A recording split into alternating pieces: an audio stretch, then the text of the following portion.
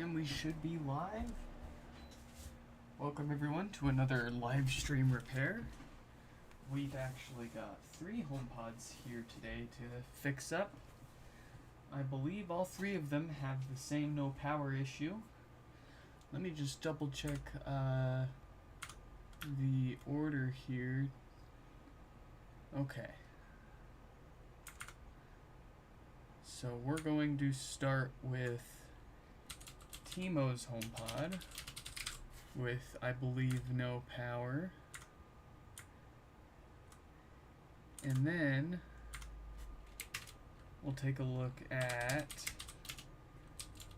Sean's with no power, as well as Tristan.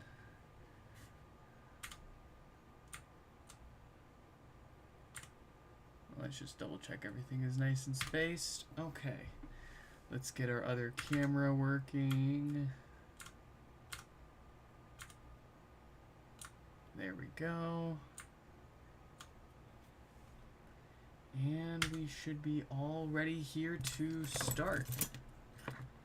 Oh, just about. Let me get these screws out of the way here. This is from another repair that we finished up for Eddie. We're just waiting for the purple dye to show up so we can dye his HomePod purple, and then we'll finish putting that one back together. But anyways, let's get Timo's opened up here.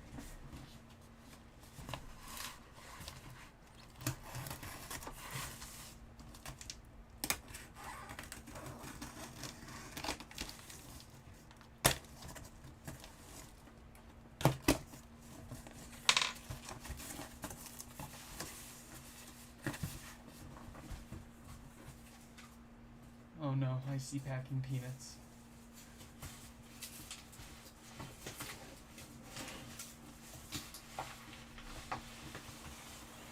Alright, I will just accept that I'm going to make a big mess.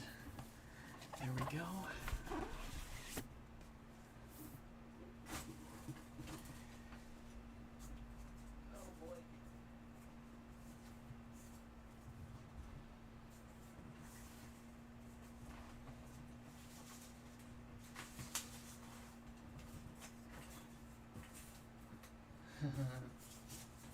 Boy, I made a mess.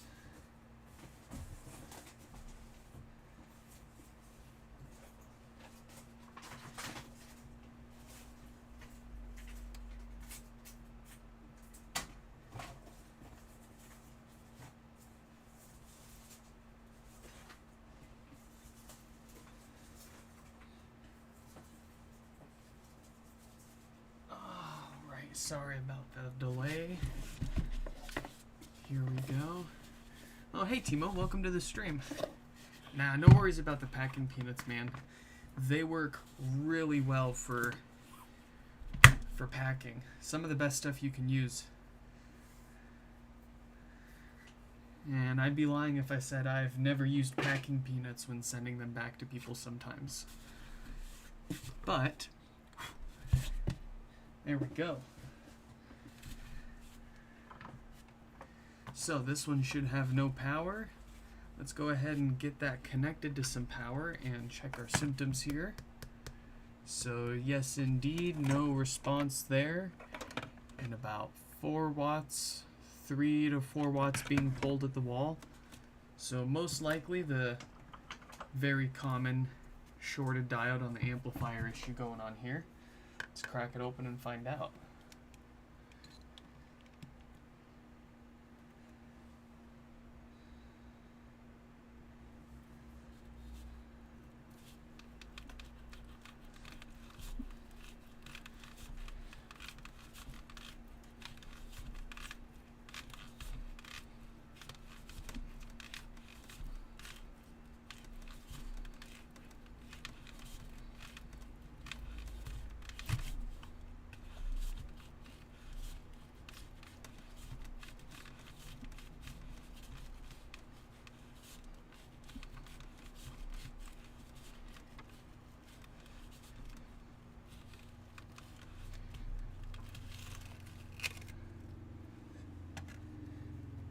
Easy peasy.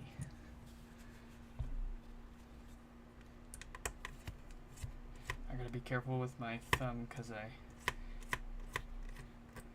cut just the tip of it this morning.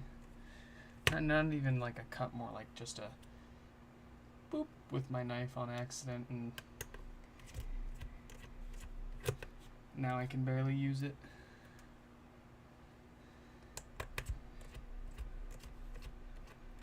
I just don't want to mess it up until it heals, but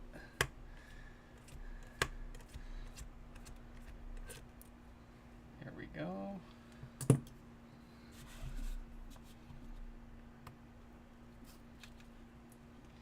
It was so stupid too. I was holding the part that I was messing with the HomePod, and I was holding my knife, and I was doing this, and I knew that I was gonna end up just slipping and poking the tip of my thumb with the tip of that knife, and dumb old me kept doing it, and that's what happened.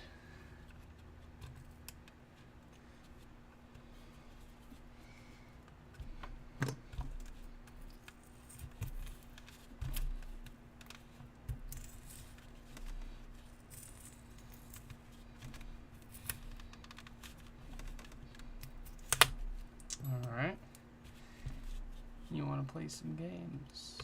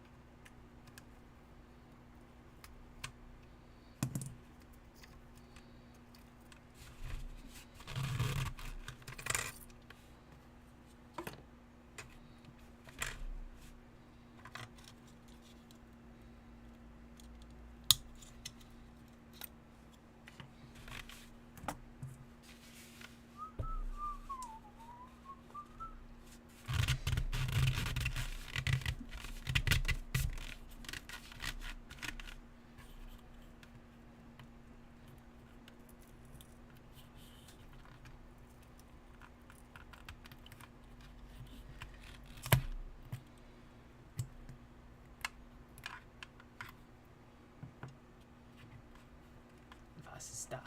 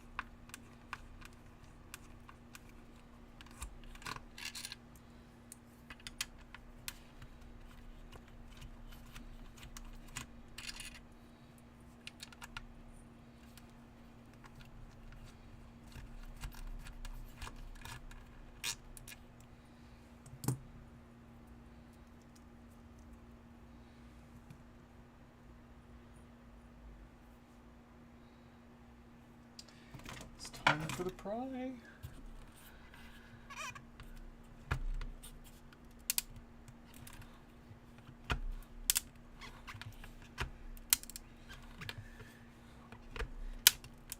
And it does not want to.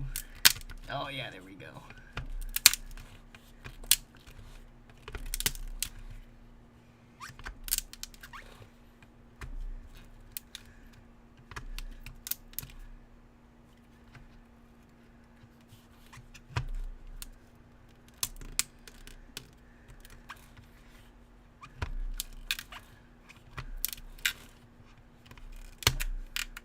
There we go.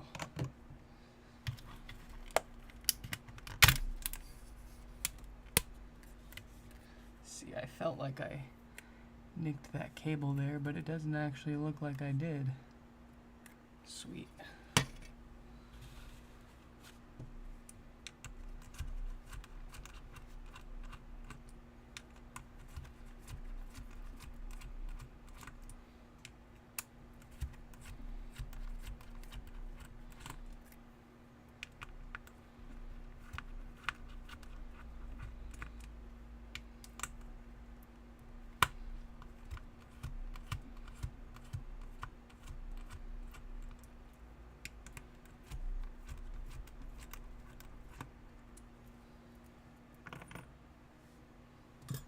Alright, woofer is free.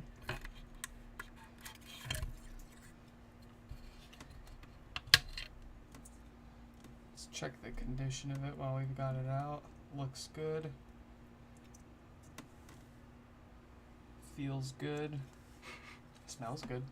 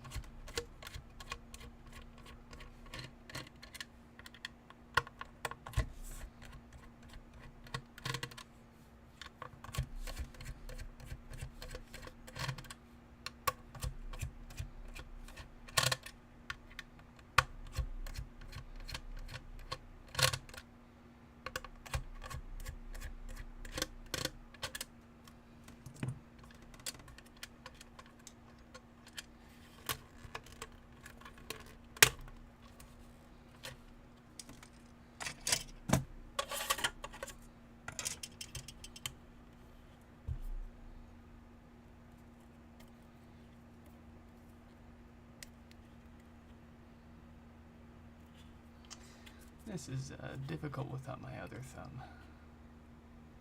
Come on.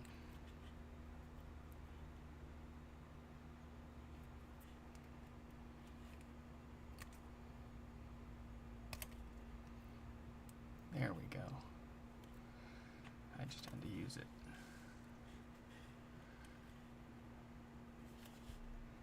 Cool.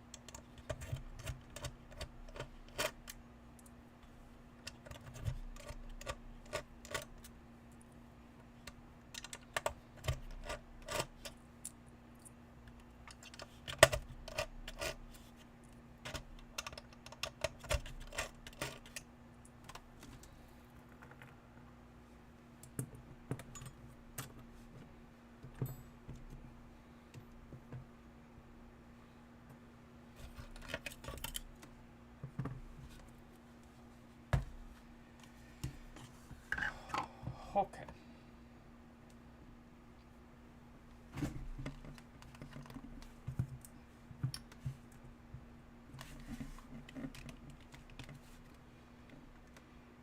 There's our diode. With, of course, date code of 1746K on there. Let's let's go ahead and test that guy is actually shorted out here. 9 times out of 10 it is, but every so often you get that weird one.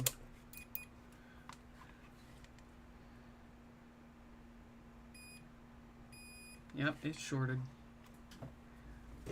Let's get it pulled off.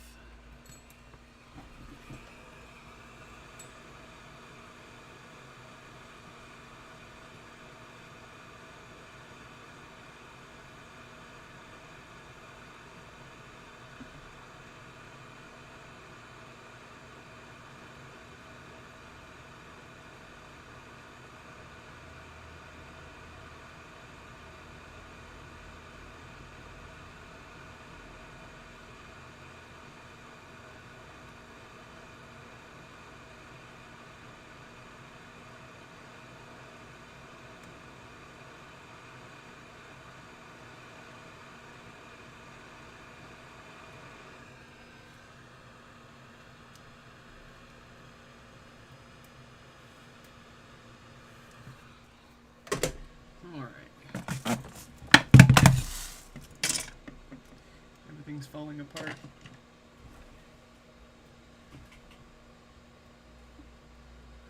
Alright, here's a new diode from our parts pile here.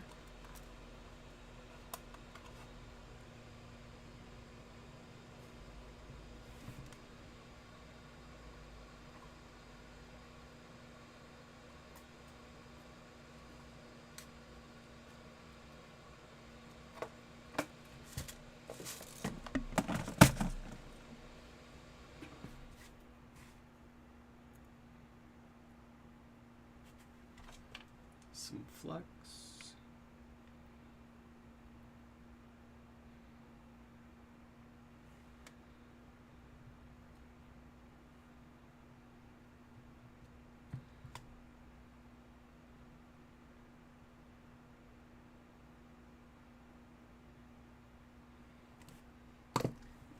Some solder.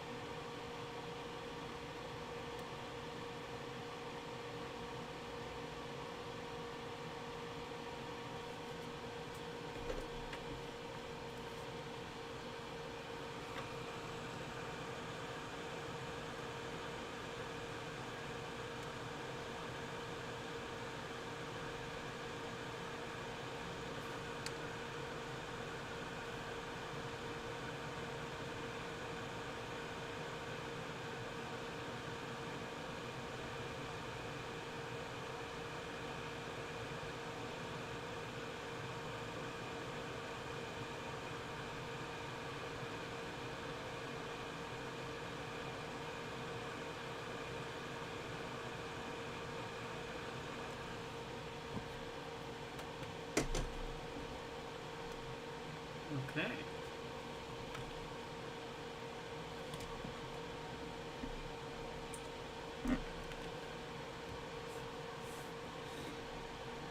Let's give this board a chance to cool down.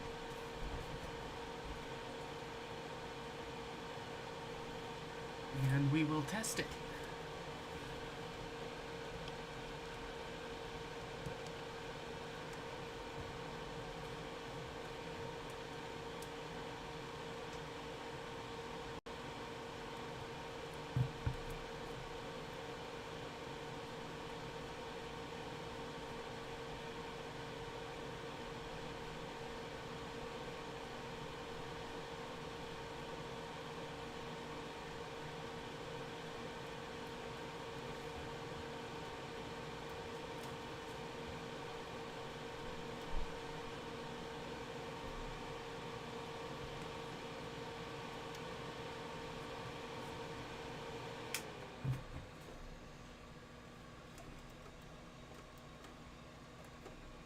Was that date code in the range of common failures? Yes, it was. So it had 1746K on there, and out of the 130, 150 or so dead diodes that we have, that matches up with 1746 or 1748K. Those are the only two that I've seen that ever fail on these boards.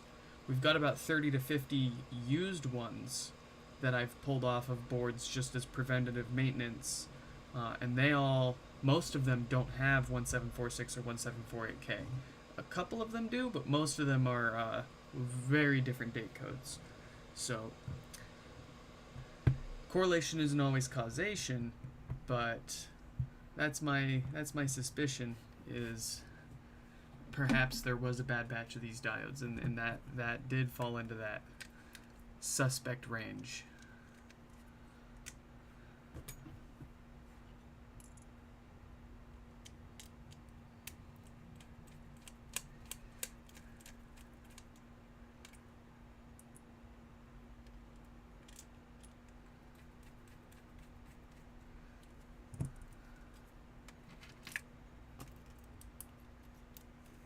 There we go. Get that logic cable locked in there.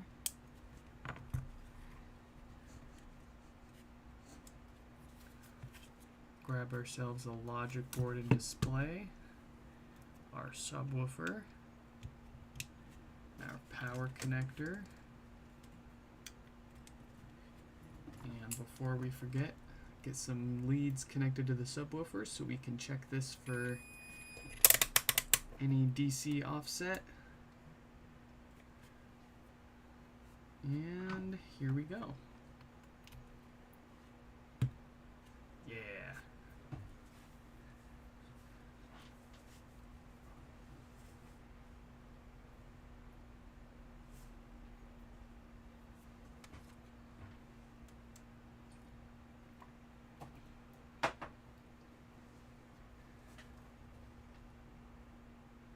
Alright, and do we have any offset?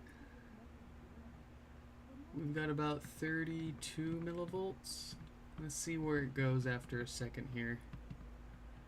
34, 35,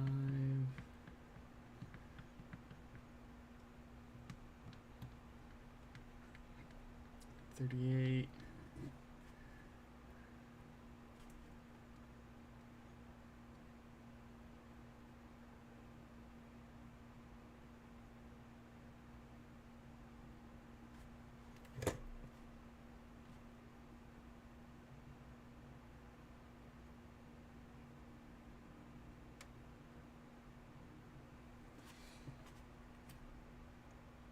Alright, we may as well replace those filtering capacitors.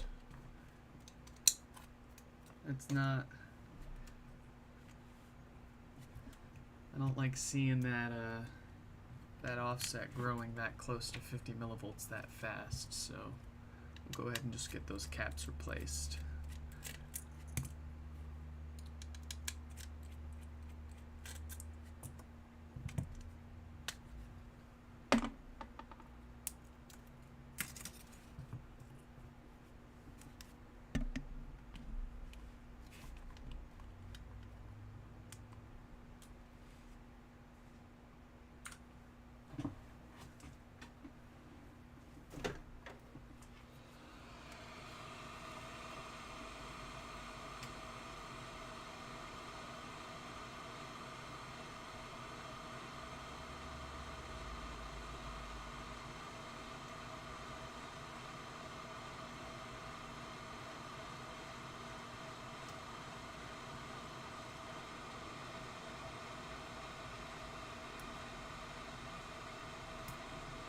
Oh, well, those went where they wanted to go.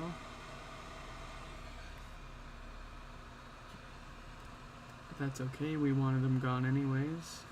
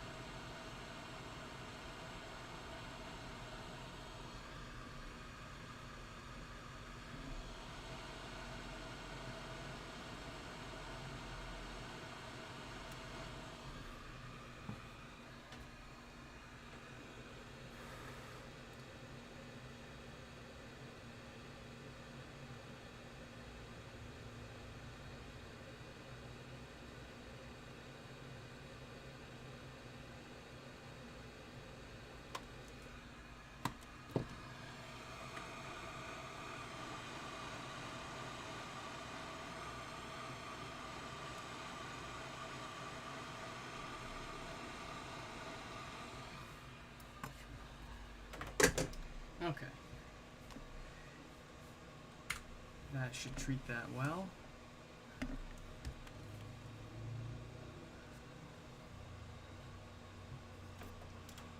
Let's let this cool off here and then we'll test it again.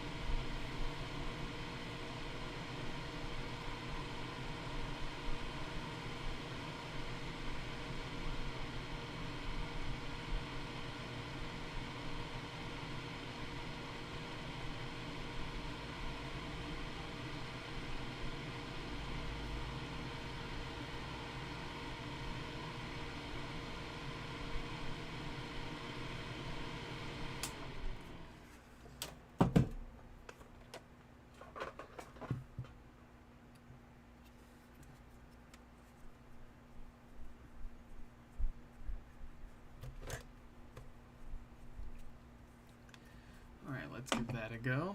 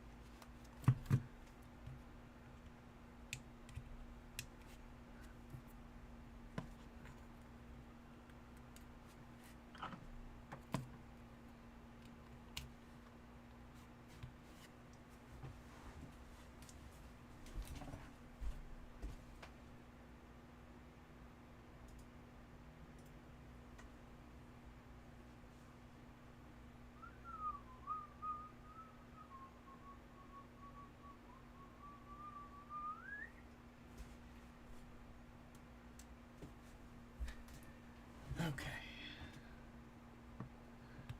Oh, and our multimeter, of course, just turned off. Alright, let's just wait to see where if that goes down to 10 millivolts or less.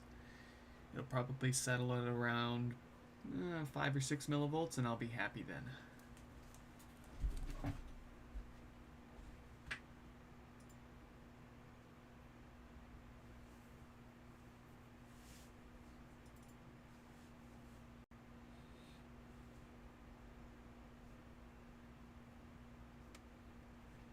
Down to 60.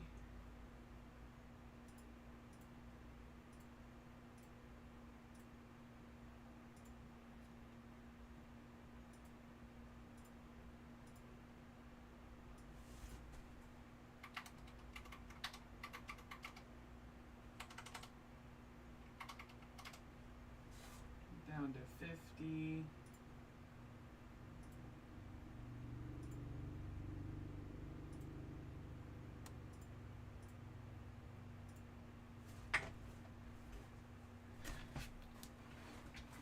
We're below 50, so I could live with that, but I want to see if this goes down much farther.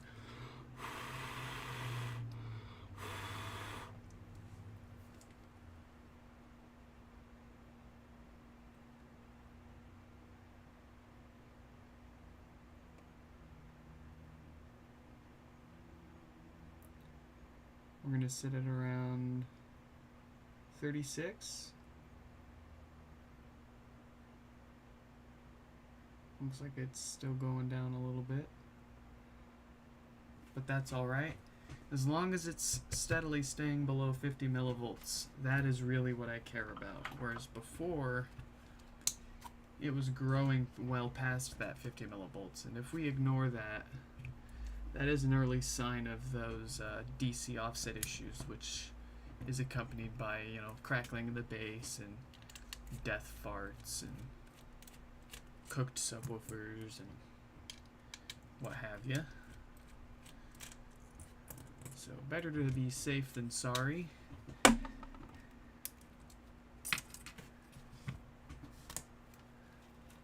get this back together.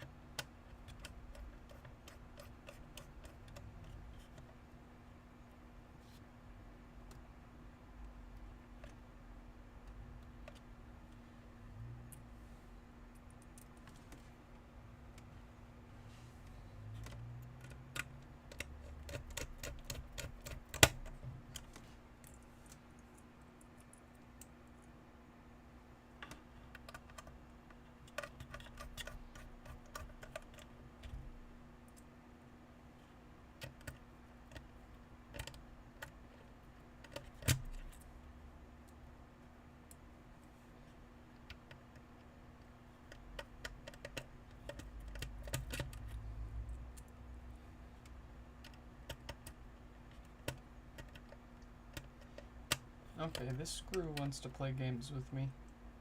There we go.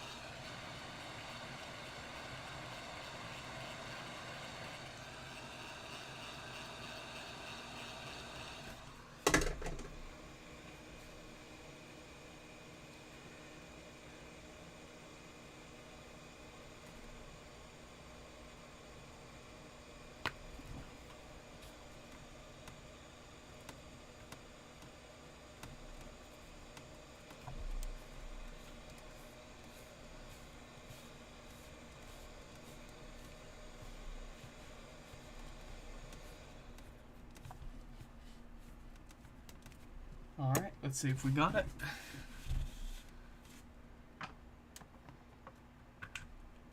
Drum roll, please. Very nice. We'll do the usual checks here as soon as it turns on.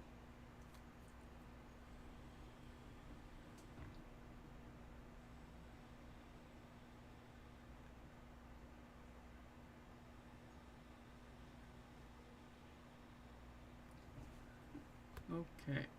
I'm having trouble connecting to the internet. For more, I'm having trouble. And volume buttons light up nice and even. This one's all ready to rock. Let's put that into its packing peanuts for now. And then we will move on to Sean's HomePod.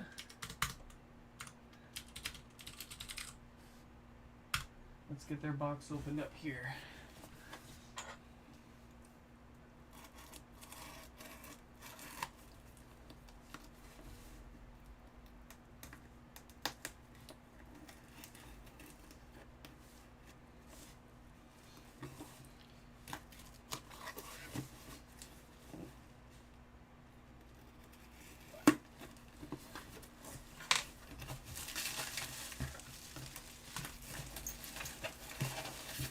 Squeaky squeak.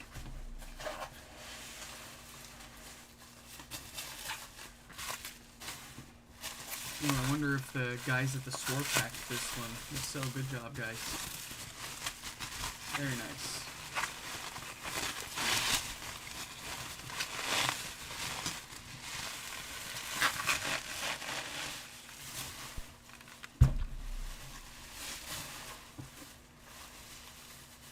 And there is our HomePod.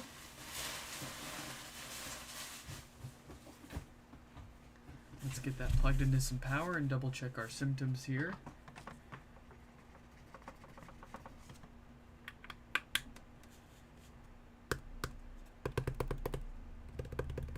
No signs of life, no response.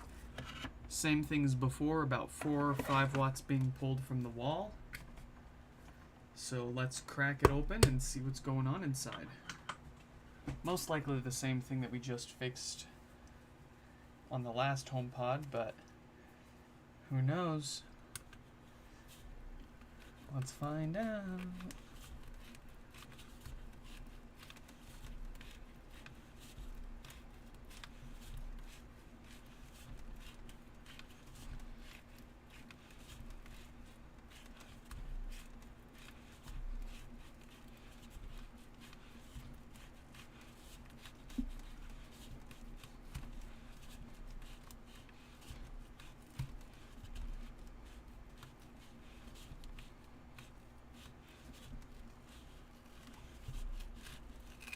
Yeah.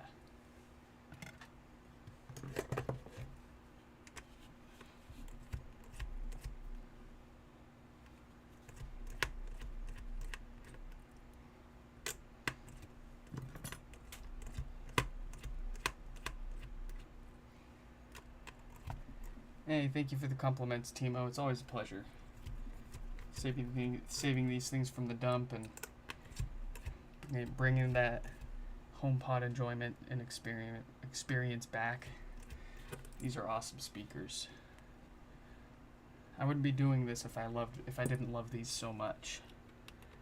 And I know how much people love theirs.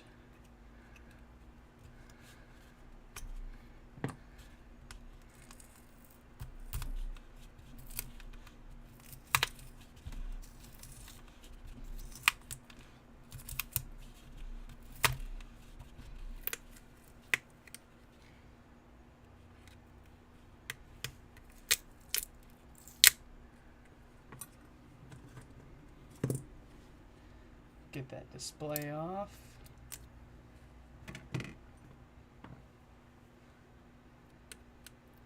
Stick that adhesive back down. We don't need that going anywhere.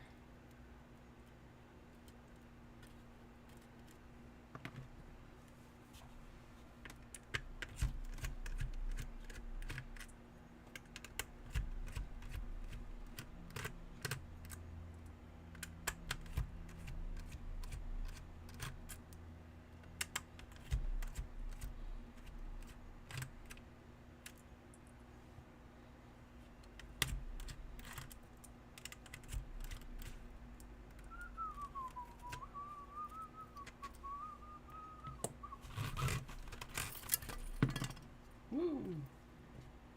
Frame is out. Logic board is out.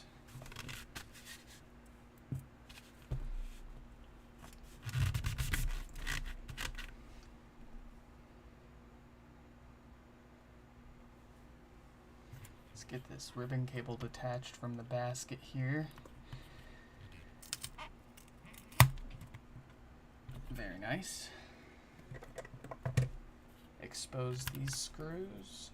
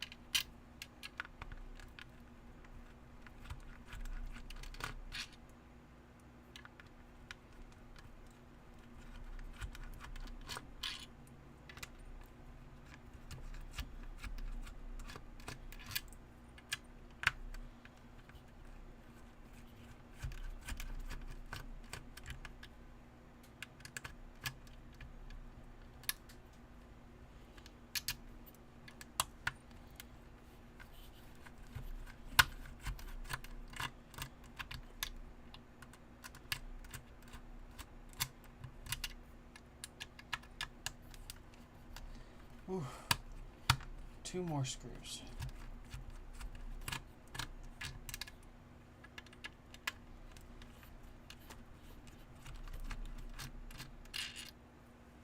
All right. Time for the pry.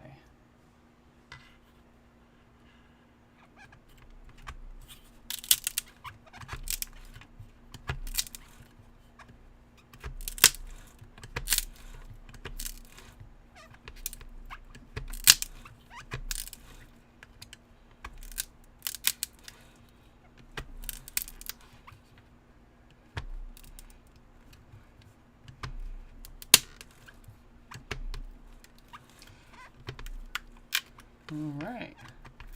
I think that's ready for pry by hand. Oh boy, it's going to be an off the table one, isn't it? Yeah.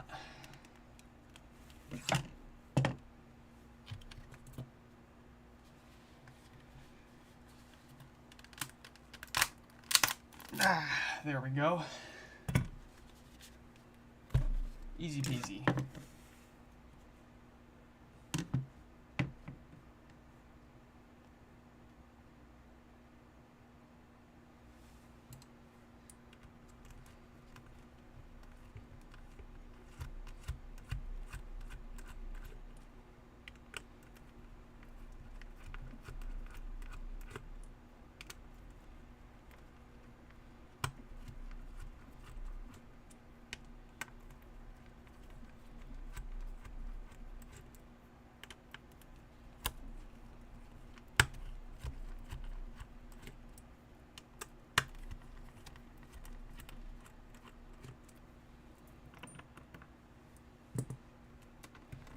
Come out, little guy.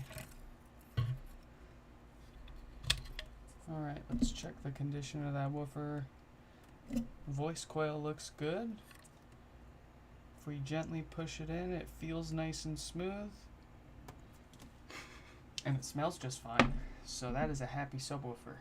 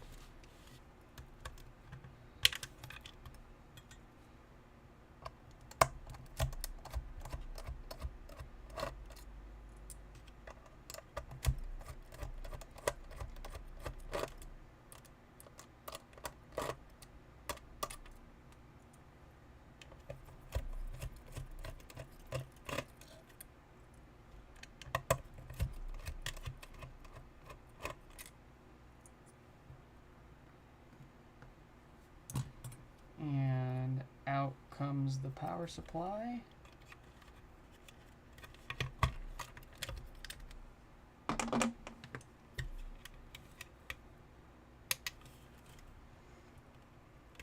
Get that ribbon cable detached from the amplifier before we pull this out.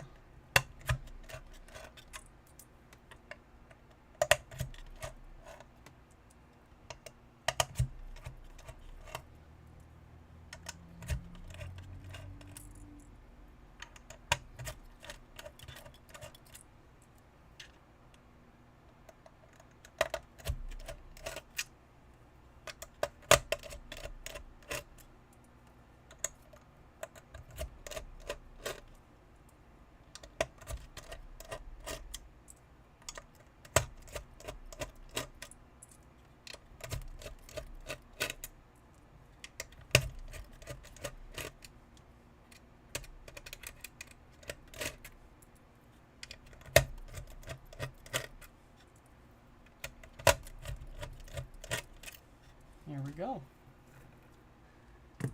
Be free.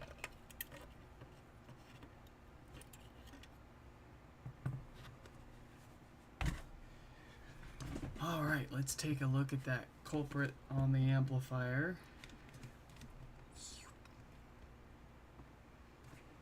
What date code do we have on that diode there? 1746K. Yep. That's probably shorted out. Let's check that. Gonna get our multimeter turned on. Continuity test mode. Tell us if this diode is shorted out or not. Oh, yep. Yes, it is. A good diode should not show shorted, should not show continuity. A bad diode will show continuity. So let's get that pulled off and replaced with a new one. See if we can get this amplifier powering on.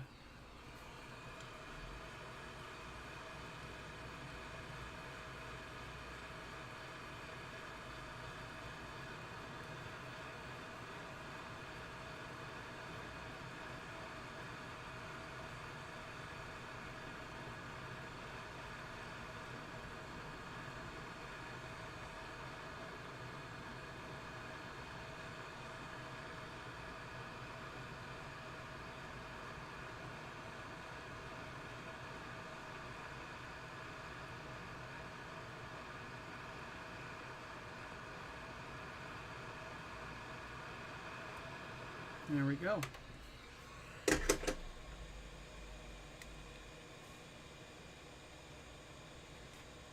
grab a new one.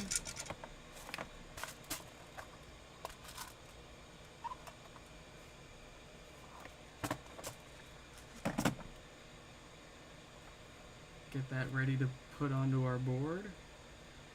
A little bit of flex.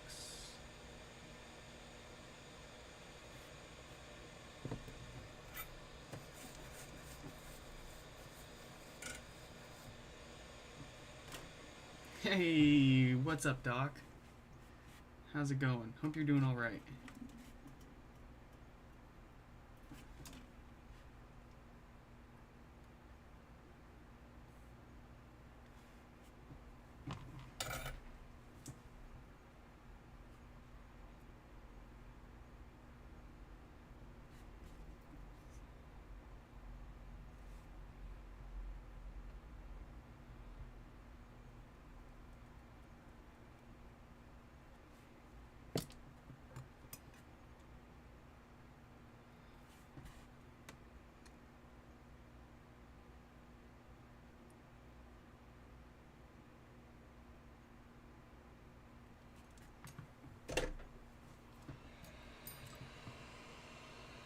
Can we open a diode like this to see what's going on inside there?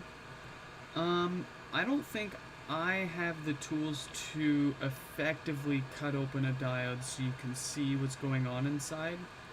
But if I remember correctly, if you go do a quick search on Google for why and how Schottky barrier diodes fail, I remember there was like maybe a stack overflow thread or something like that where somebody had taken X-rays or like cutaway photos of a failed shorted diode up close. So you should be able to find that online somewhere.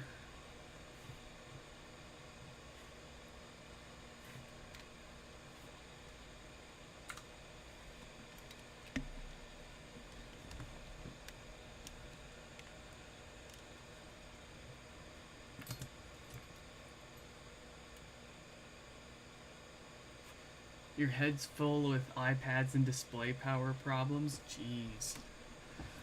I couldn't be much better. I'm alive, I've got running water, I've got HomePods to fix.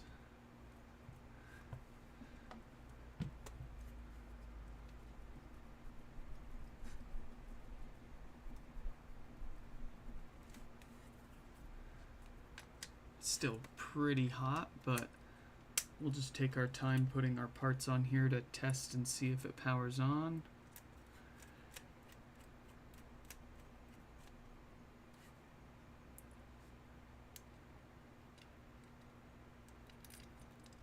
Bullocks.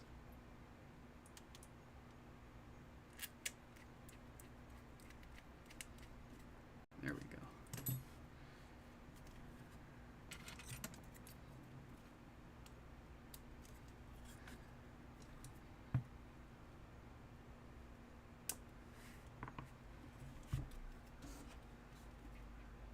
Logic board, subwoofer, power connector. Let's get our multimeter connected to the subwoofer so that, again, we want to check and see not only if we've got the no power issue fixed, but if this board also has signs of that pesky DC offset showing up, creeping up on them. You never know until you really take a look at it with a multimeter on the woofer there. So let's get this powered on, see if we got everything working. Yeah.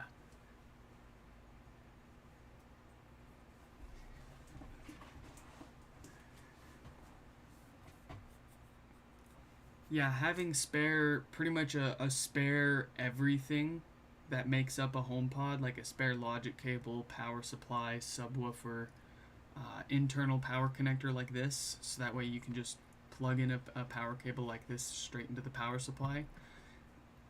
Infinitely useful, saves you a ton of time, and potentially breaking parts, having to throw it all back together just to test it and take it back apart again. So if you're at all into fixing HomePods and you're thinking of fixing more than one or two of them, I strongly suggest picking up a couple of perhaps broken HomePods just for parts, just so that you've got those spare parts, not only in case you break anything along the way, but you've also got a full set of parts on your bench that you can use to put things together like I do here and do your testing. So this HomePod seems to have a pretty happy result here of about 6 to 8 millivolts of DC offset. Anything below 10 is what I consider like a perfect score, really, but ideally anything below 50 is what you want to stay under. So this one's doing all right. That's great. It's ready to go put back together.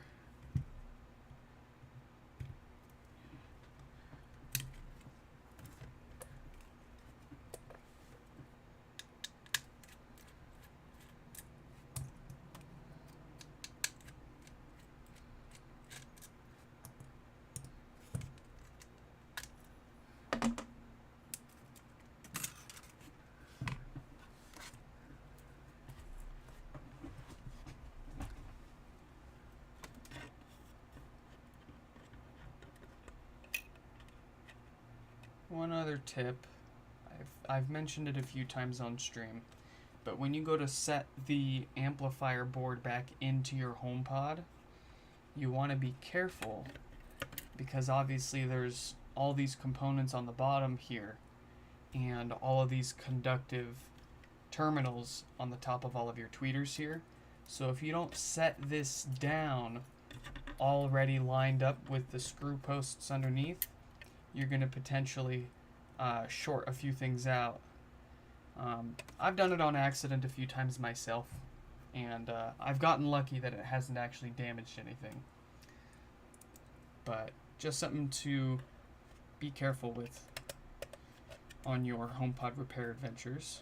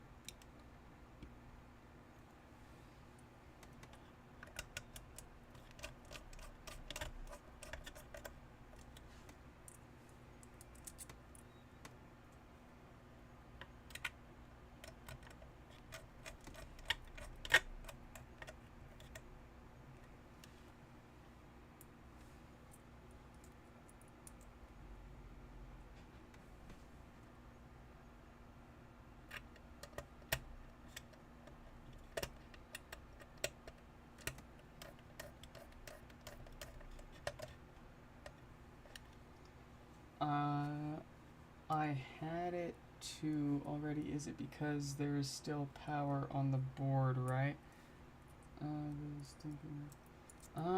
Honestly, I'm not sure I understand what you're saying.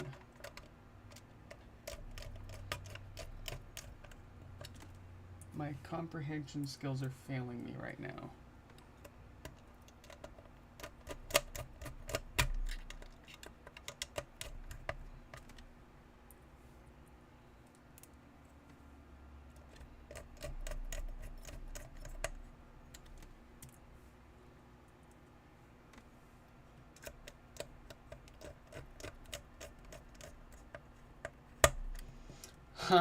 The last time when I put the board inside, it was make a puff. I understand that. Oh.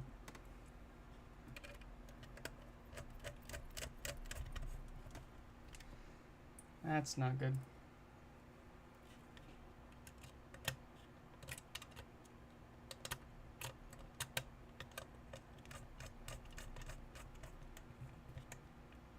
Oh, I understand what you're saying now. Yes, you are correct. Yes, there's still a little bit of power in the board, especially in these taller electrolytic capacitors here. They can potentially store quite a bit of energy for quite a long time after you've disconnected power from it. So you are absolutely correct.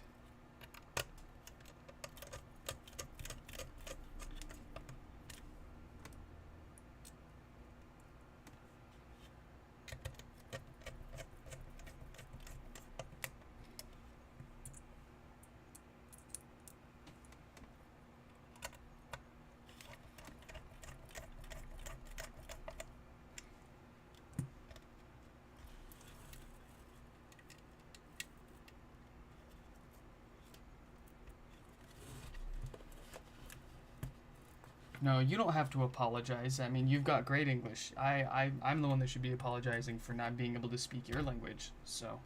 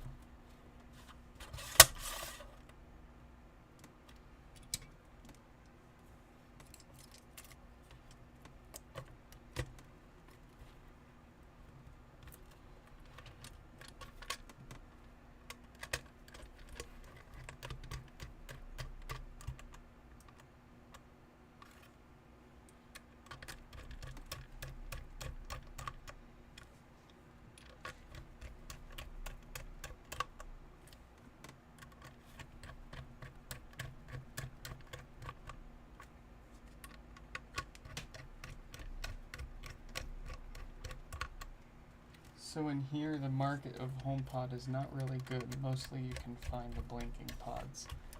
Well, on the bright side, at least you've got a bunch of potential HomePods with good amplifiers and cosmetic parts and, other parts.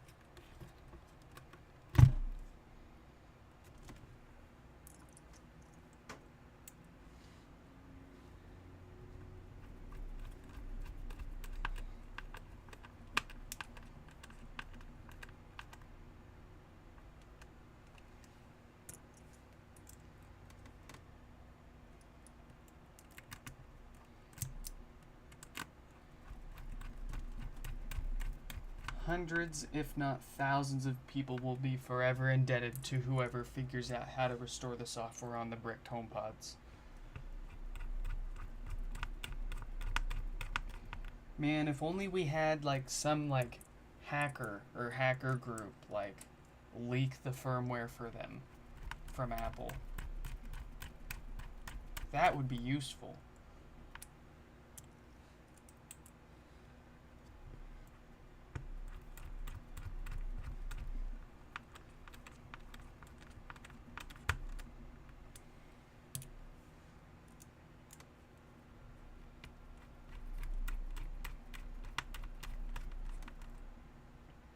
Or perhaps, I don't know if it's possible, but maybe somebody smart enough can take a working logic board and pull the NAND off and somehow dump the firmware from that and possibly come out with a restorable IPS stuff. I don't think so. I'm not that smart to even guess if that's possible or not.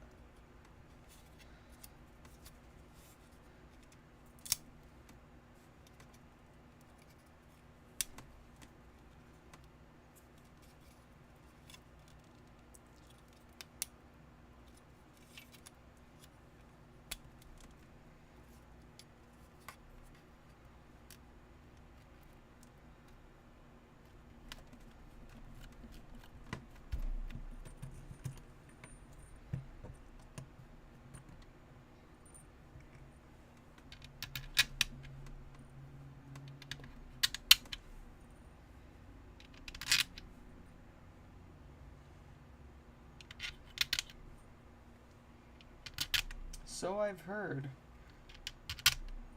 and seen.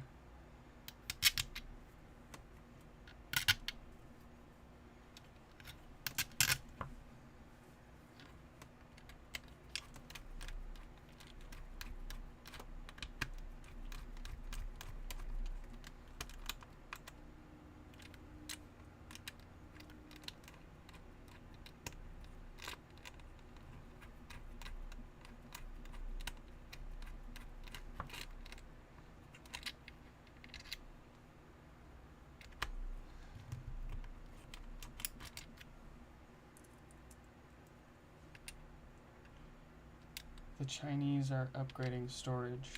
Oh yeah, those ones are fun to watch. This screw is not finding its hole.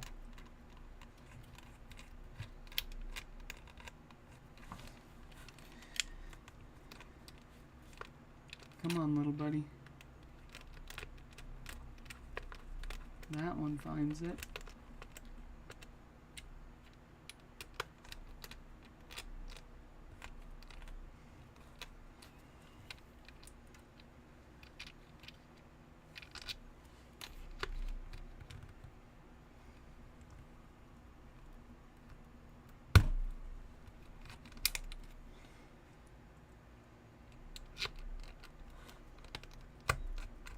Hey, there we go.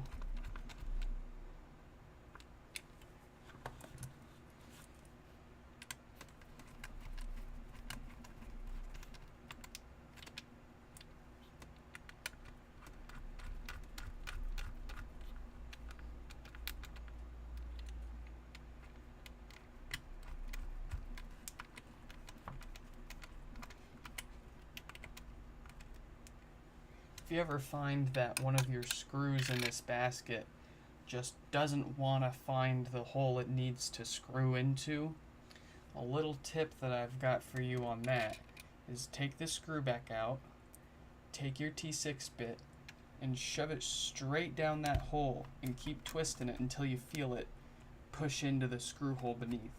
Give it a little wiggle around and then get your bit out of there.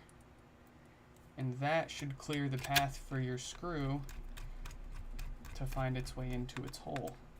And the reason why that may happen to you is if, when you go to pry the basket off, if you look underneath where these screws are, you see the pry marks underneath here where I go in with my flathead. But you want to avoid the spots under the screws, so that way you don't bend any of that plastic you see, like right there, in the way of one of the screws from poking through into the layer underneath. So it is easily workaroundable, but that's why it happens, and that's how you can work around it.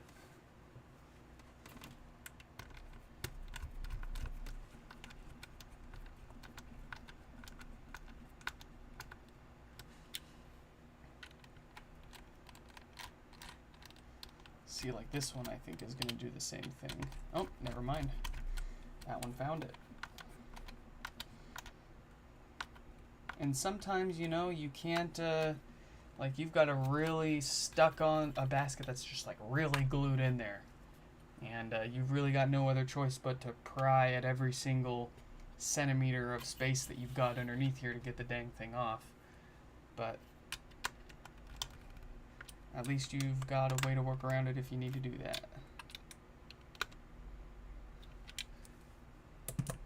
That one confused me a bit at first because I was like trying to figure out why my dang screws weren't going in. And eventually I figured out that trick.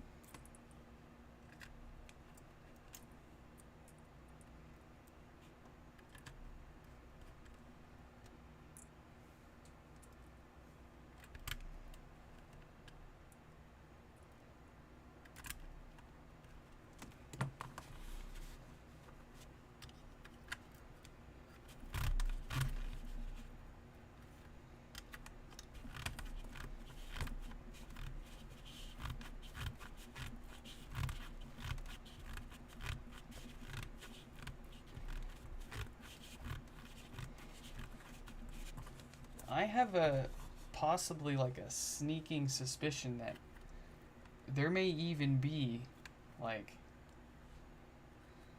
people that have already solved this and they just haven't shared that information.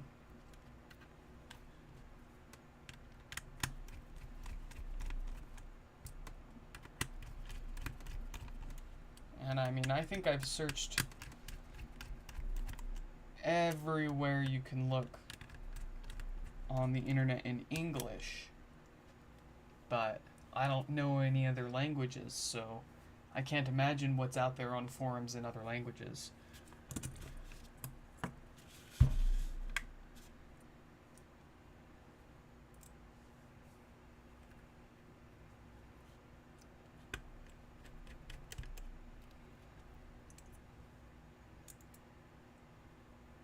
Yep, HomePod uses iPhone parts. Uses an iPhone CPU. Uses iPhone storage. Uses an iPhone power management IC. The logic board has a lot of components that were borrowed from an iPhone.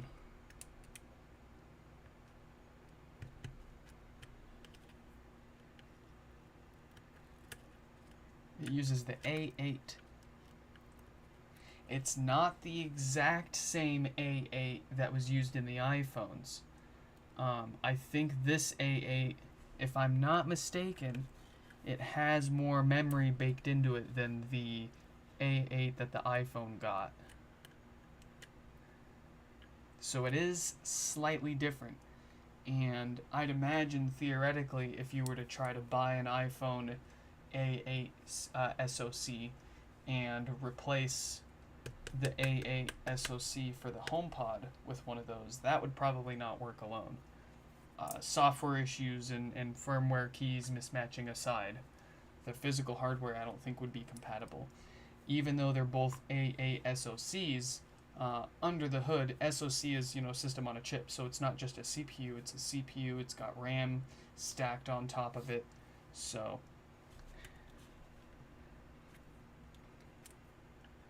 I've actually seen a YouTube channel that replaced the...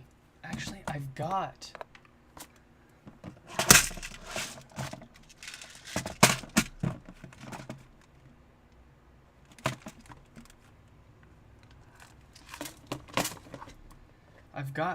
the A8 SoC that I pulled off of a HomePod, because it was pretty much dead anyways.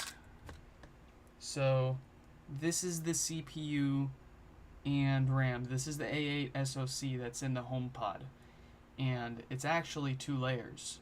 You pop this off, and I believe this is the RAM, and this is the actual CPU. And I've seen YouTube videos of people, not for the HomePod A8, but for the iPhone A8, I've seen them repairing and replacing the RAM chip on their A8s. So thought that was interesting. I didn't actually know this either until I had pulled this off of a HomePod logic board, that this was like layered like this, like you had the RAM stacked, literally stacked on top of the CPU like this. I thought that was quite interesting.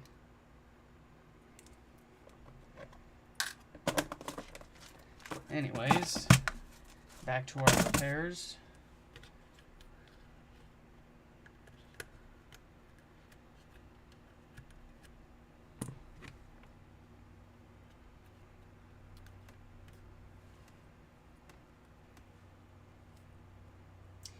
Rescue Repair, are they, the name I think sounds familiar, were they German?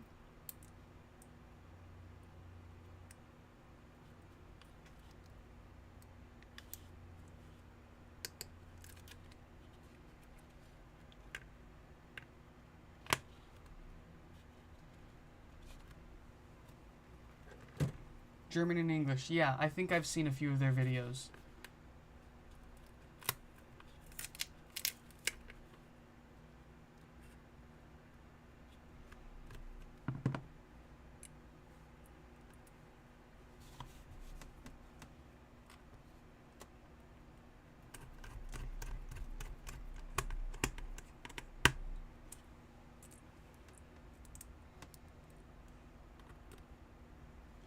think it was actually their video where I realized that the RAM was just stacked on top of the CPU like that too. I wasn't sure what I was looking at when I took it apart until I watched their video on it.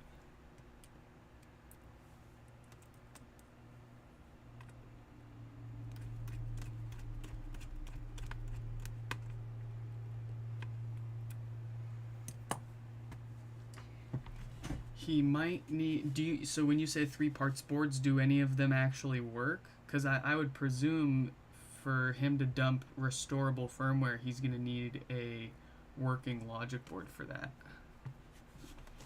But I presume, I'm guessing, yeah, of course you've got one of those that work. That's what you meant when you said that.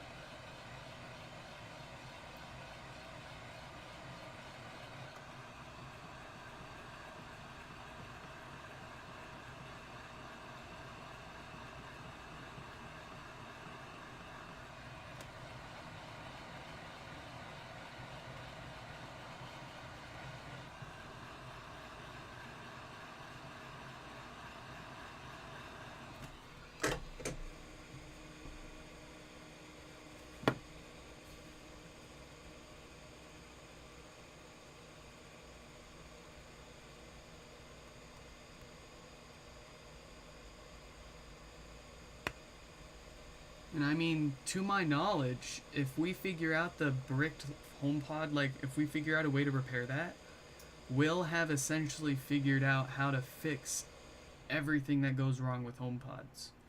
Everything will have been repairable then. And then we're just at the mercy of Apple's software support on these as far as how long we can keep using them.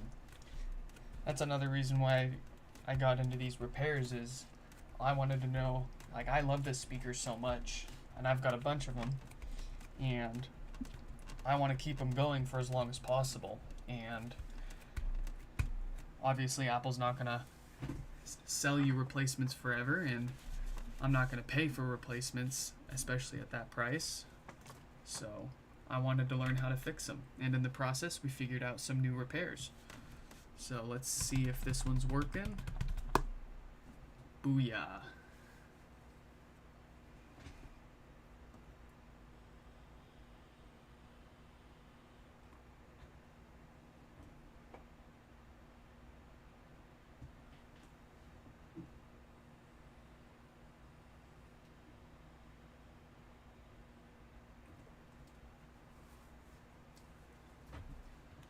All right, let's boot it up. Let's give it a check. I'm having trouble connecting to the Very good. And very good. Everything checks out. Looks like I might have gotten a little smudge on the mesh here. So we'll go ahead and clean that off real quick with just some 91% ISO alcohol and a Q-tip. We don't want to use too much pressure when scrubbing this off. We just want to pretty much just rub it all across it, and that should get rid of our little spots there. And if it doesn't, you can just keep saturating the area with rubbing alcohol and lightly scrubbing with your Q-tip. You don't, again, if you rub it too hard and too aggressively, you'll start separating these layers and it'll kind of look funny. But there we go. That's looking a lot better already. Very nice. So, Sean's HomePod is all good to go. We can move on to Tristan's HomePod here.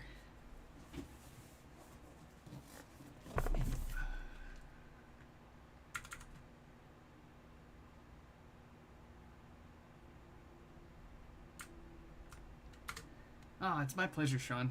Like I said to the last guy, it's always worth it to bring these things back to life and bring that enjoyment back to you folks. I understand how much people love these things. And I understand how much it sucks when Apple tells you to metaphorically eat shit. And paying them to do it, too.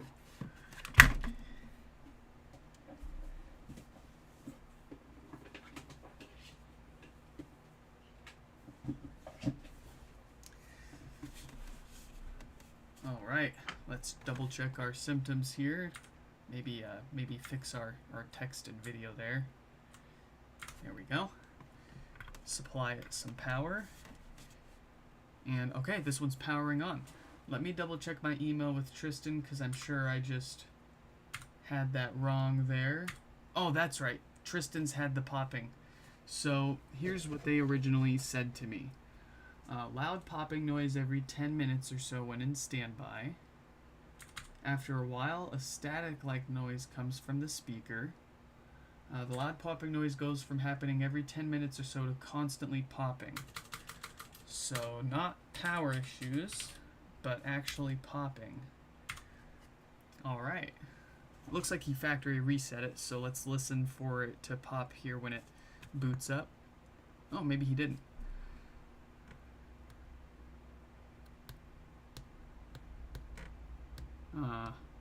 Hello? Is it restarting?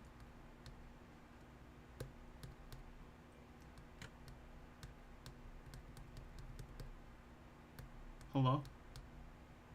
Oh, okay. Yep, there we go.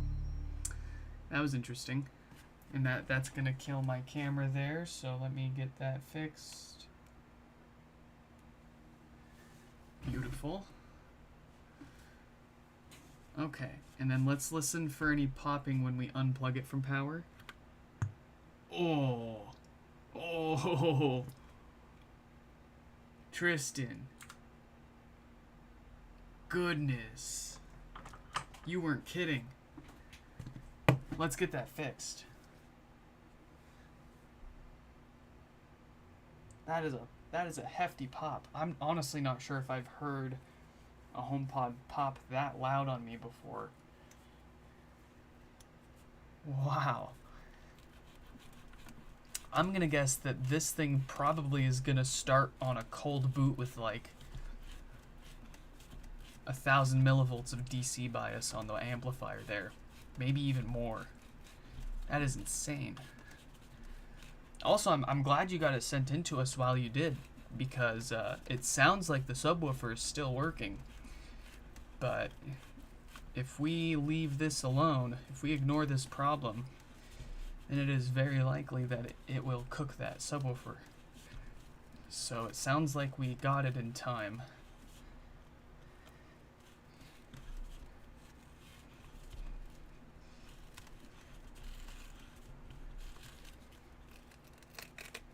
Alright, the display is off. Or, sorry, not the display. I should say the cosmetic top touch cover. This has no actual functionality other than looking pretty. And I guess diffusing some of the lights on the display here. But this is where all the display and touch sensitive stuff actually happens.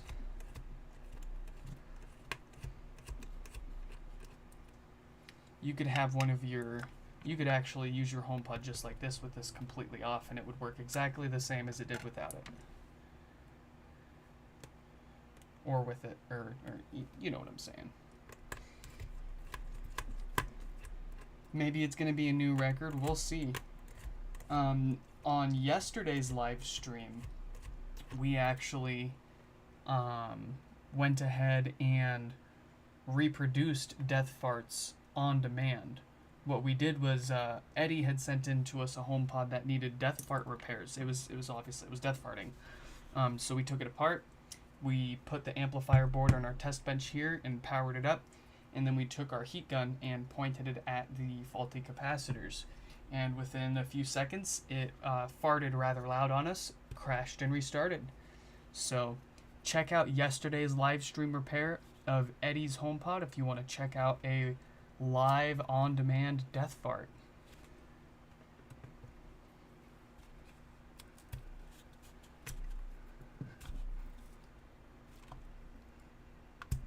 that's stuck on there. Yeah. Jeez. There we go.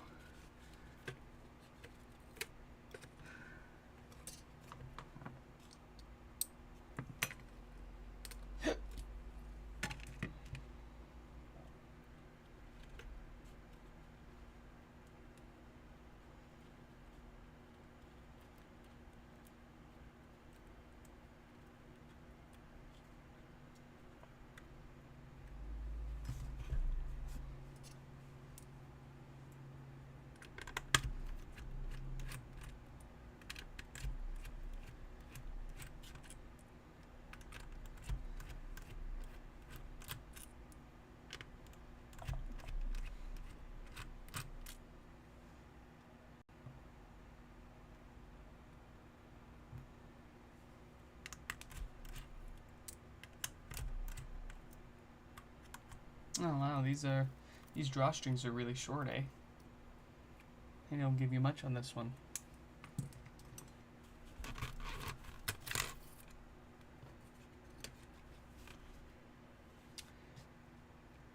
Look at that. Do you see that? Do you see that right there? That's a fingerprint. And it ain't mine. It was under this. So there's no way that could have come from me. That's the fingerprint of the person who put it together. And there's another one. And this is dirty. It did not feel like anyone's been in here when I pried this top off. And I've got a pretty good feeling for when someone's been inside before. Interesting. And it's dirty on this side too. What the heck? Look at that. What the heck?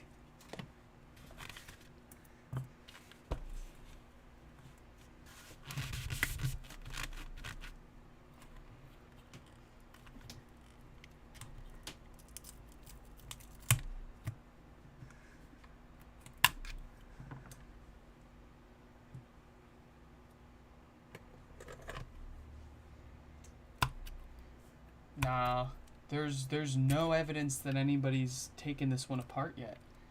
But I like your jokes.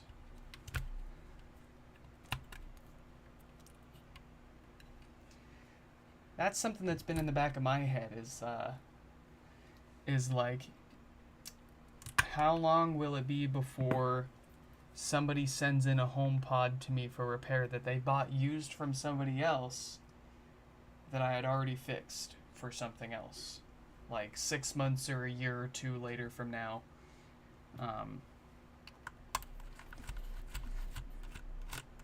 I'll be curious. Or maybe even somebody else's failed repair attempt that they threw up for sale and tried to pawn off to some poor unsuspecting victim.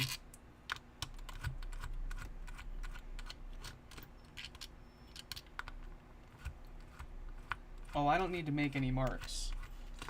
I can tell if it was taken apart by me or not. I have had somebody off of Reddit, I had send in their HomePod who they already had sent to somebody else to get fixed. They had sent it to somebody else for a no power repair. I think it was a local shop even that they went to. And when they got it back, it wouldn't factory reset. It would just keep popping and restarting. So I got a chance to take it apart and basically judge somebody else's work on the HomePod. And of course it was rather easy to take apart. Signs all over the place that he had been in there. They didn't do a bad job. But what they ended up doing, the person who fixed their HomePod had ended up, the microphone board here sits on the inside of the shell like this. When they were taking the screws out for the amplifier, they had scraped their screwdriver up against the board for the microphones and broken one of the chips off. and they threw the whole HomePod back together. They saw it turning on, and they were like, "Oh my goodness, I fixed it! Time to give it back to the guy without actually testing it." And well, that's how I figured that one out. That was an interesting one, and I offered to do it for them for free just because I really wanted to see somebody else's work and how they worked on the HomePod, how well of a job they've done, and also what the heck they did wrong.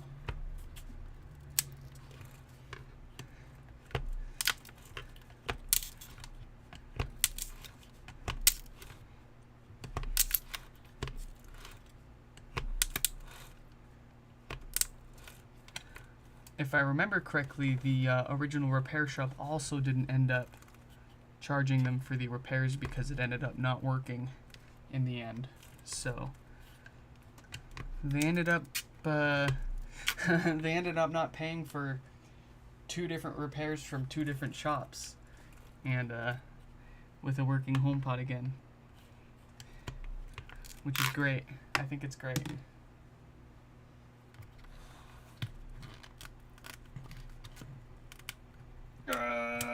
Yeah. Thought we were gonna have to go off the table for that one, but we got them.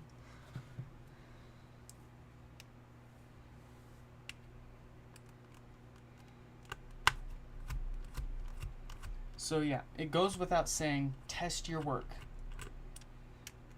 You know, you get a HomePod in for no power, you fix it up, you see that it's got power. Don't just think that it's all good when you put it back together. Actually try it. And you'll find that it ends up saving your ass quite a few times. Honest mistakes.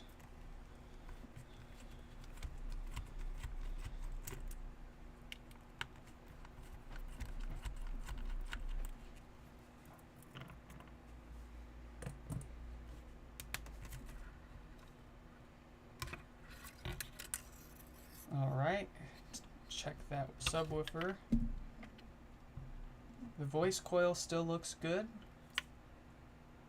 Feels nice and smooth.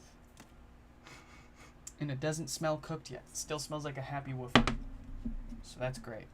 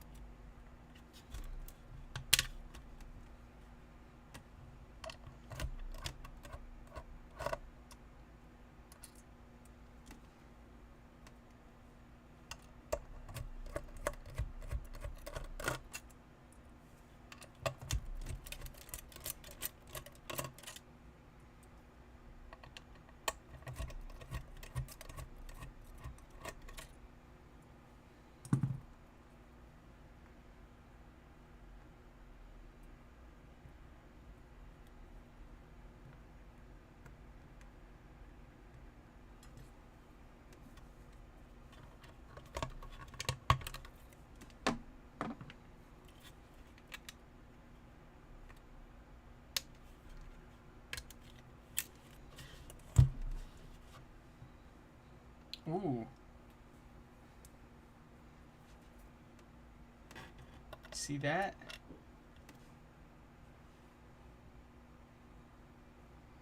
See it now? That resistor is roasted. It's not too often we see that. We do see it, but not that often. That thing probably got cooked from that DC offset.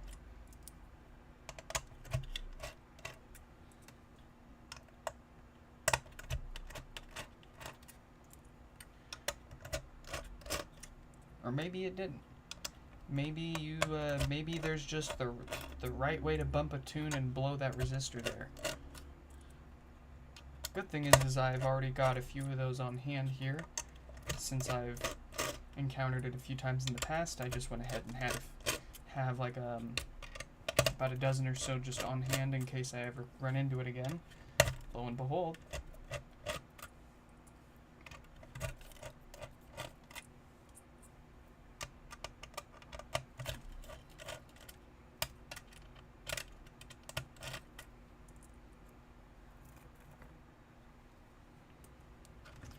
Alright, the amplifier is out. Before we do any repairs, let's go ahead and check and see exactly how much DC offset this thing is spitting out at us. Take your guesses, folks. I'm going to place my bet at 1.2 volts.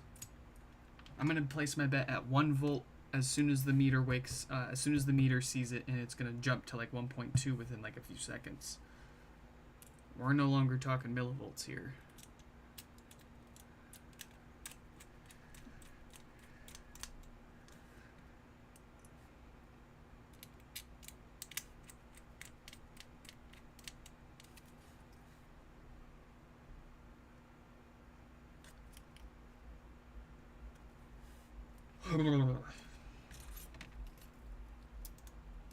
I'm feeling the hunger. I'm running on like 2 calories.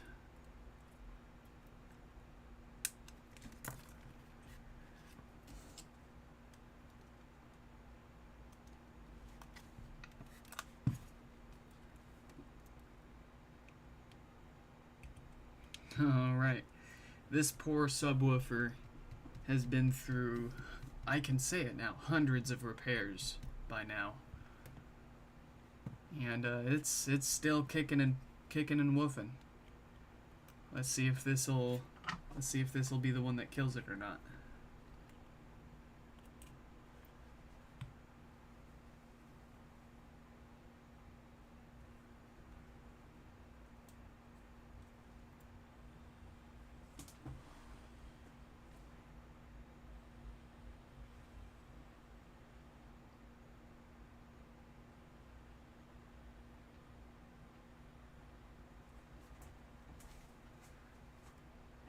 Okay, let's get that multimeter turned on. I'm gonna skip the 200 millivolt scale and we're gonna go straight to 2 volts DC scale. I was a little off. 770 millivolts, we're already at 800. If we sit here for another minute, it'll probably keep growing enough to maybe even death fart. Wow. And then check out these cool moves.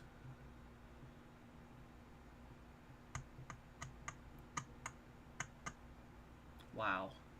Hey, look at that. 1.2 volts. Called it. Oof. Alright. Let's do some fixing. Enough horsing around.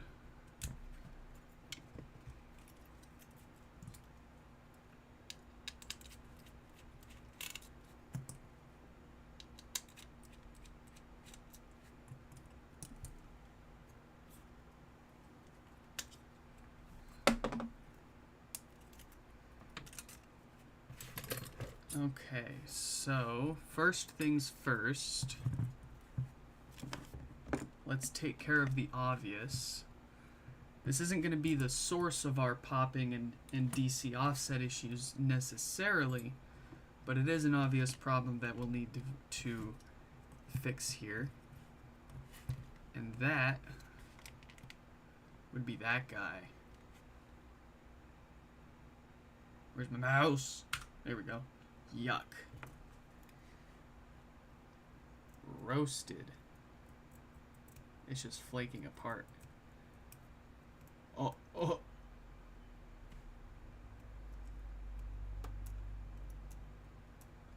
Wow. Alright. Let's see what we can do here. We're gonna flux this up.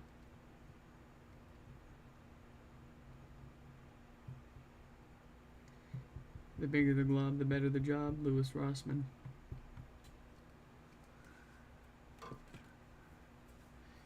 And then, where is my magic metal? Here we go. This is just a piece of... This came from an iPad mini.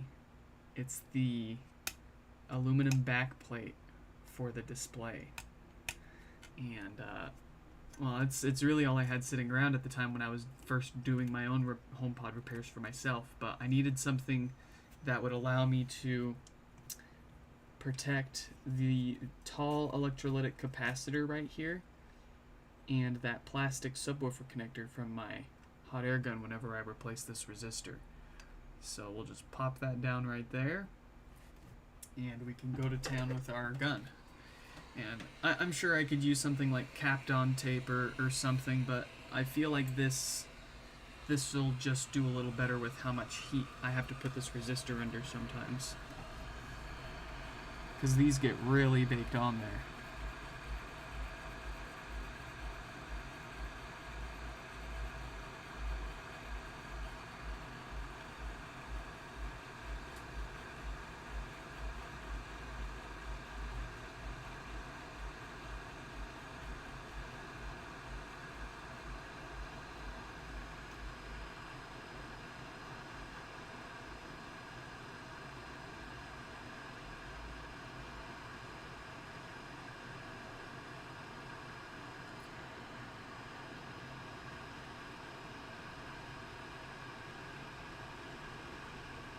Come on, buddy. Give it up.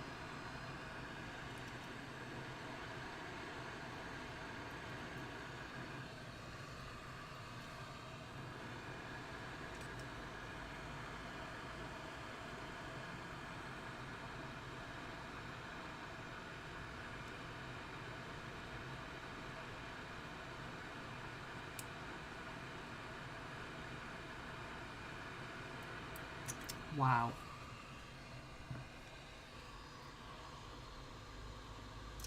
Wow, wow, wow, wow, wow.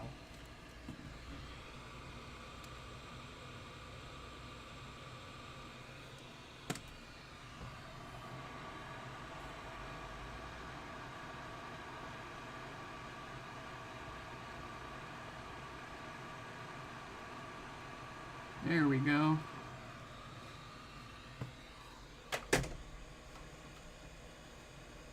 Smelly. Smelly little resistor. Alright. Let's grab ourselves a new one.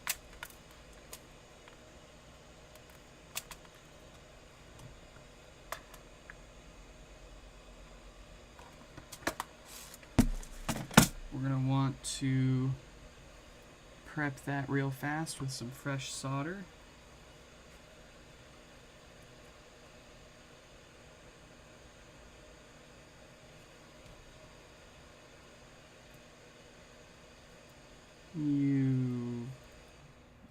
There we go.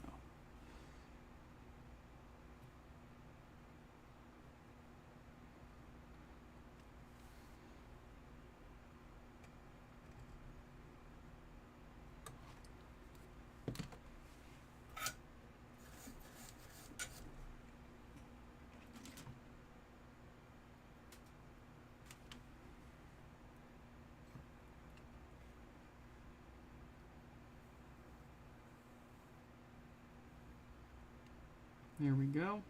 And then for good measure, let's get those pads on the board too.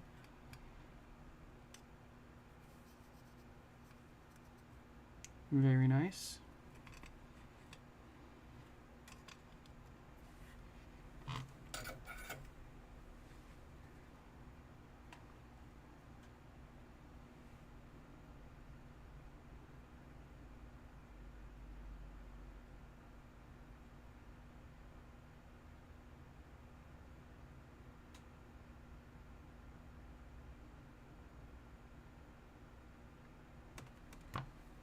Here we go. It's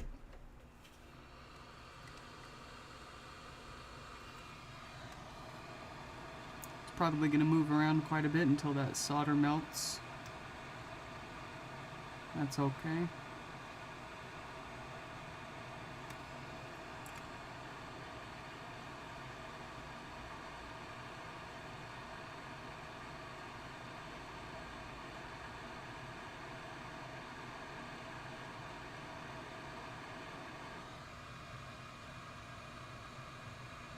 And there we go.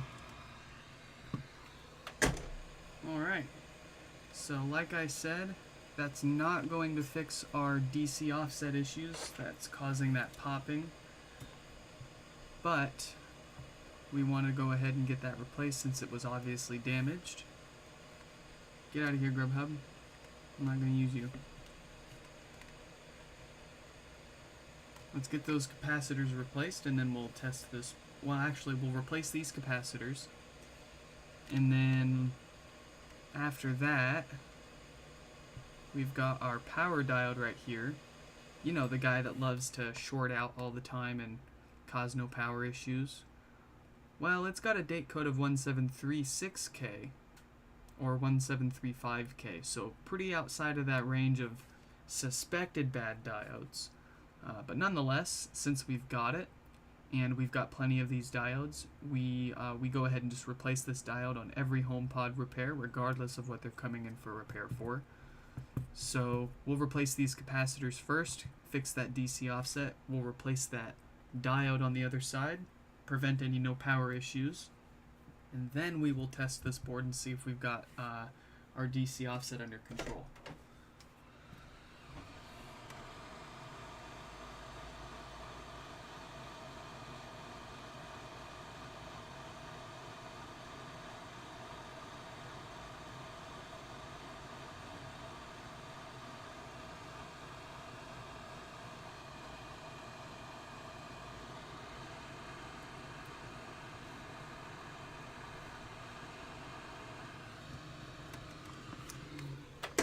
Old caps be gone.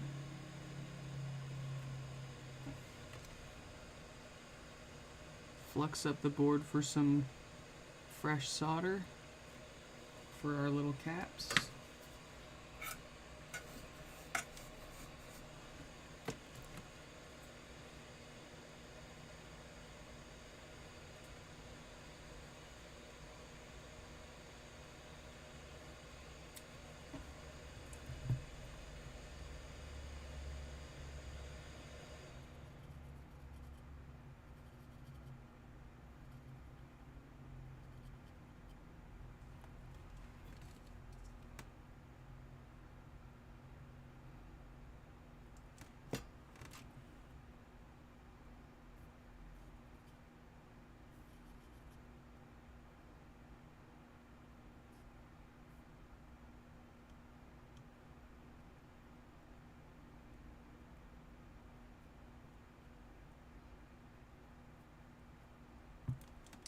Playing games.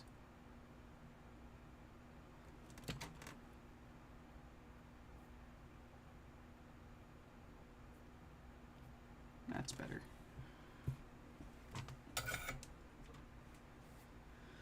Okay, get some fresh capacitors. And we might as well grab a new diode while we're in here. Get that ready.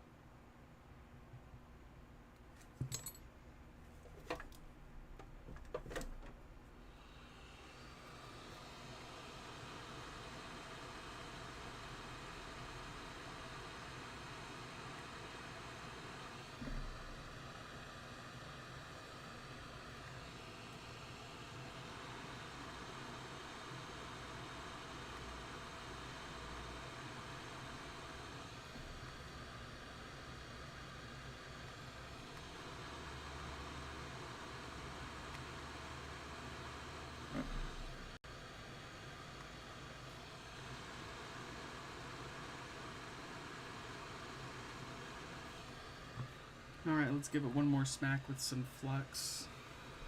I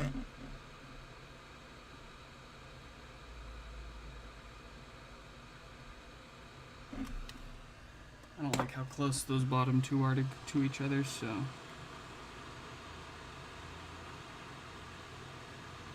There we go. Beautiful.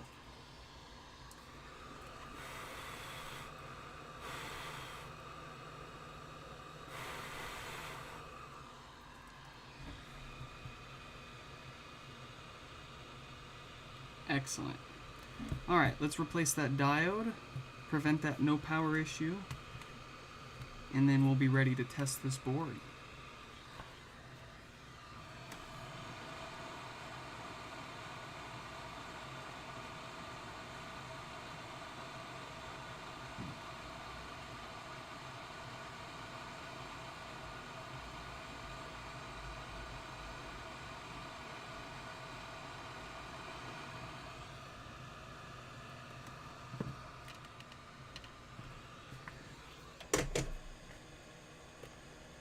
Got a new one right here already.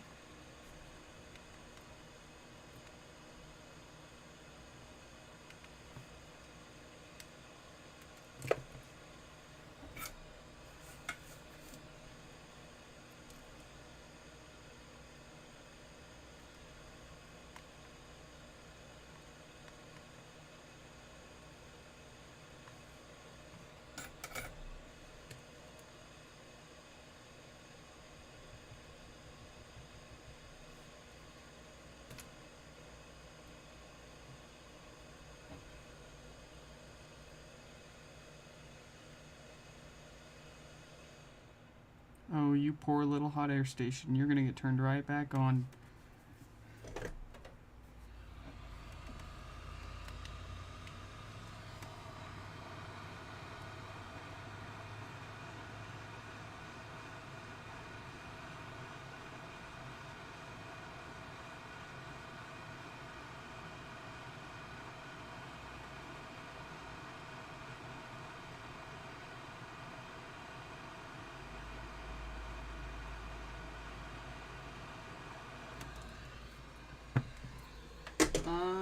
This is the same flux that I've always used, just in a bigger syringe.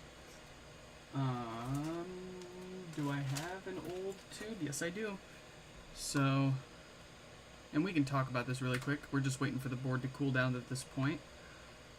So this is what you've probably seen me use in the past, Chip Quick NC191, and this is just the bigger tube of that, NC191-30cc.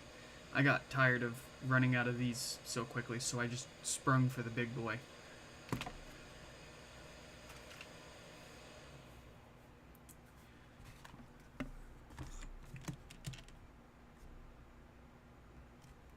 Alright. Give this a chance to cool off.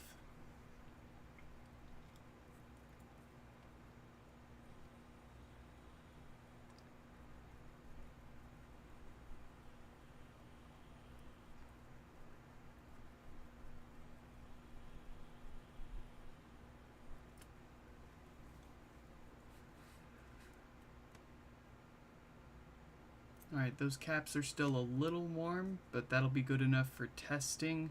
That diode's alright, and that resistor's long cooled down by now. So, let's power this board up and see what we've got.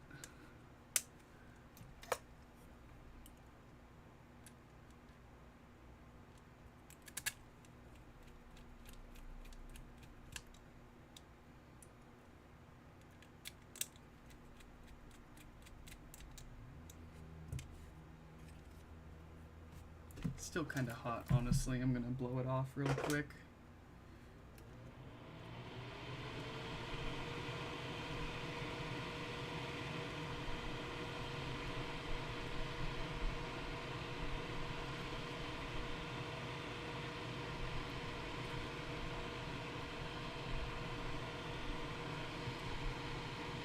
That'll do.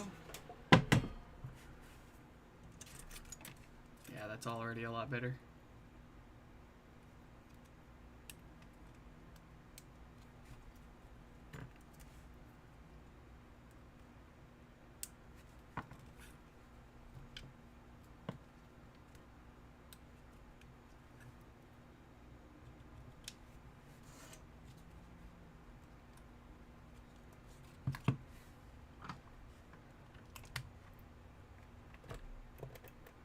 Alright, let's go ahead and put our multimeter back down to the 200 millivolt DC scale, since I'm fairly confident we've got our DC offset issue fixed.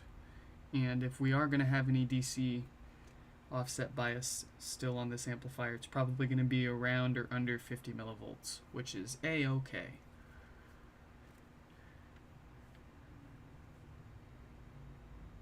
Oh, I forgot to wake up the amplifier. There we go. And look at that. 6 millivolts. Oh, that is what I call an excellent, excellent result. Couldn't be happier. And we still have our base. I just want to make sure that I didn't break any of that. Amazing. And I think I might have heard a tiny little pop when I unplugged it from power, but quieter popping is okay. That louder popping, that's a sign of a problem.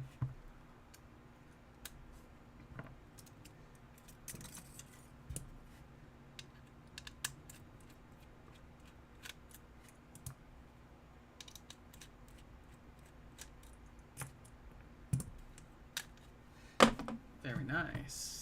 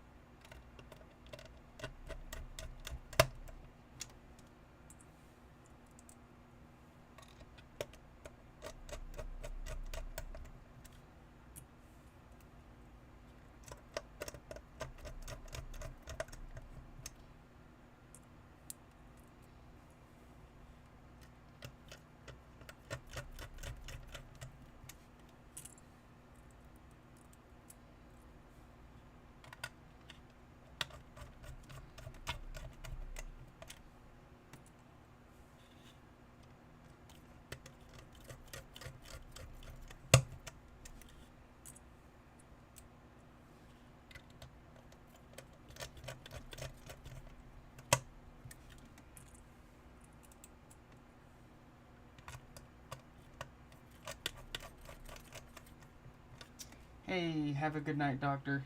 Thanks for joining.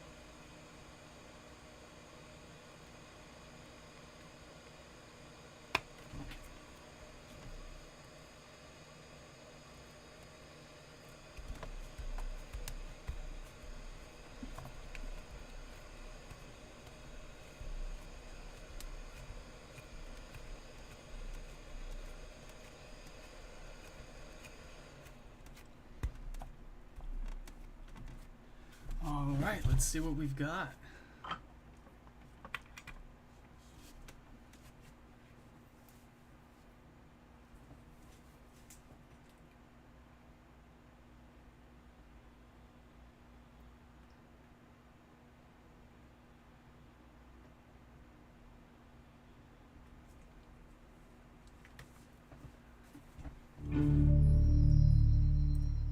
No poppin', and no flash photography. Beautiful. Where's my iPhone?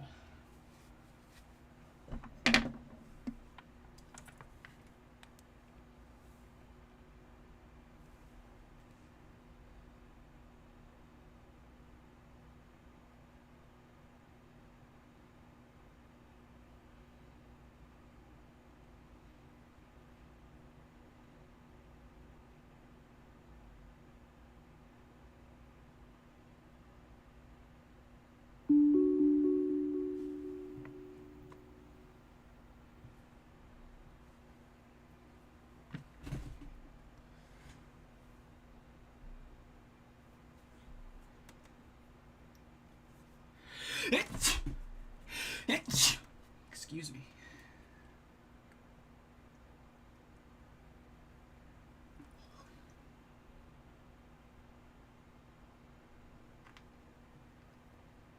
Thank you.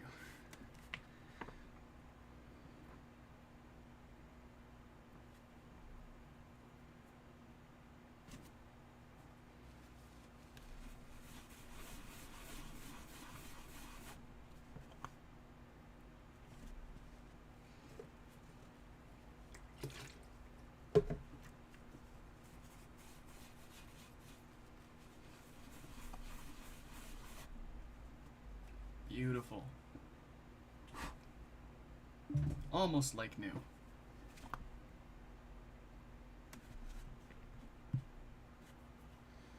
Alright, now that that's set up on my test Apple ID, I'm gonna grab my iPad with my real Apple ID so I can airplay some music to this.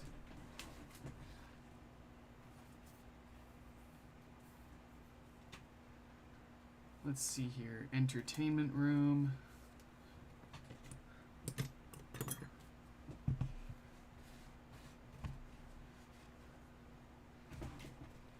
Alright, so that's connected. Let's see here. What do we want to get copyright struck with today?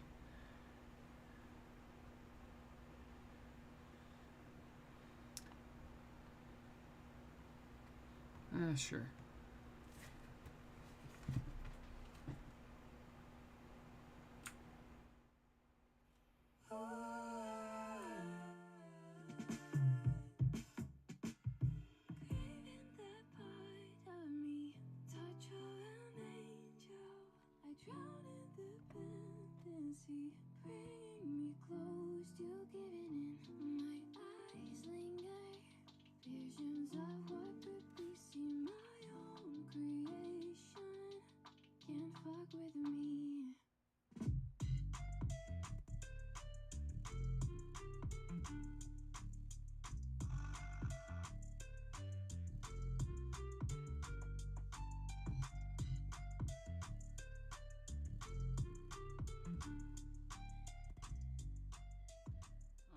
I think that sounds like it's working great. That stuttering there is actually part of the song.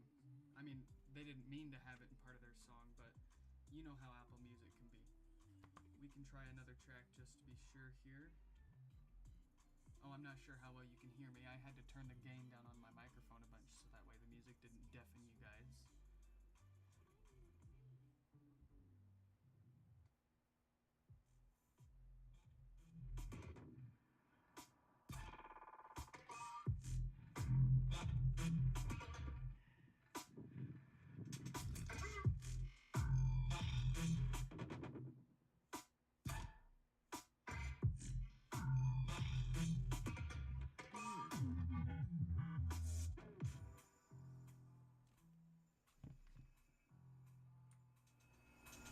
All right. Well, I think we got all three HomePods fixed up today without any issues.